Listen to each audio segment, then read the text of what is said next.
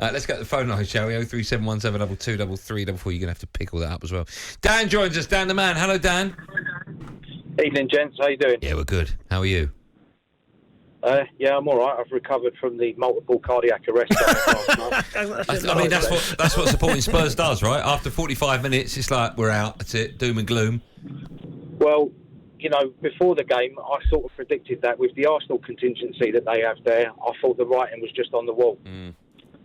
But luckily, I didn't watch it because I was at my brother-in-law's birthday, but I was checking it at the table. And even from reading the stats and what was going on in the game, I was going into heart attack mode. Do you know what? Sorry, Dan. Sorry. Do you know what, it was good last night? It wasn't good, but when you look at what happened to Son as well, him having to go off and to make the substitutions for Spurs to be able to recover and then go again in the second half after going 1-0 down as well. I mean, to be fair, that was the opposite of Spursy, wouldn't you say? The thing is, mate, all this, we're getting away with it against teams like Bournemouth, and we really got away with it. We got away with it again last night. The better teams in these leagues and the Premier League, they're going to destroy us, and they already have. Arsenal destroyed us. Man United destroyed us. This football can't go on, especially with the attacking players that we've got at hand.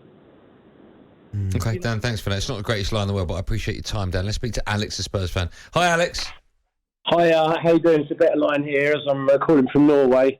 Oh, okay. Why are you out? What do you do in Norway? Well, at the moment, I'm doing a bit of decorating work. But what, you live in England, but someone said I need my bathroom done, so you've popped over to Norway? Yeah, no, but this decorating work I'm doing now is at home. So, but generally, I'm working as a project manager in the air conditioning trade. So that's what I do. So, are you in Norway now? Yeah, I'm in Norway now, just about half hour north of Oslo. I've been out here for nearly 20 years.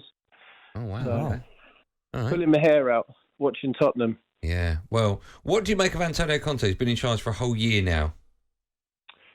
Well, I'm like most fans. I'm shouting at the telly with a load of abuse when we're playing the football like we were in the first half. But then I'm also the fan who's, shouting the elation out when it goes well. So, it's all about winning a trophy for me. Compare him to previous managers you've had. How highly do you rate him at the moment? I rate him as the best manager we've had probably in my lifetime. How old are you? I'm 45. Wow. Yeah, Okay. I think he's got the potential to. If he stays around and Levy continues to give him the tools, which he's doing now, we're going to be filling up the trophy cabinet, no question. What do you think? What do you think you win this season? I think we can win. I think we can win the FA Cup and the League Cup.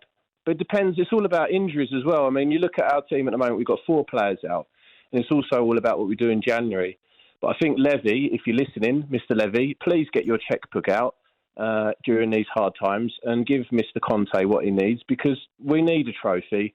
Because we can tolerate like watching the first half last night, and also the direness at Man United, like the last caller said, and the direness at home to Newcastle. We can tolerate all that. If we're lifting a trophy above our head, nobody will be remembering those games. They'll just be remembering the joy and the elation of winning the trophy. And I know there's a lot of fans. I just want to say, like, the fans that travelled to Marseille last night, I've got a mate who's over there, and full respect to them because that place is hostile. Yeah, it was absolutely rocking as well. Good luck with that bathroom. Let's go to Tim, a Spurs fan. Hello, Tim.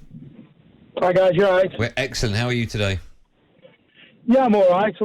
Frustrated as always after watching the Spurs game. Go on, mark your manager out of 10 in the time he's been there so far. I'd say a 6, 7. All right. Well, the last caller just said he's the best manager in 44 years.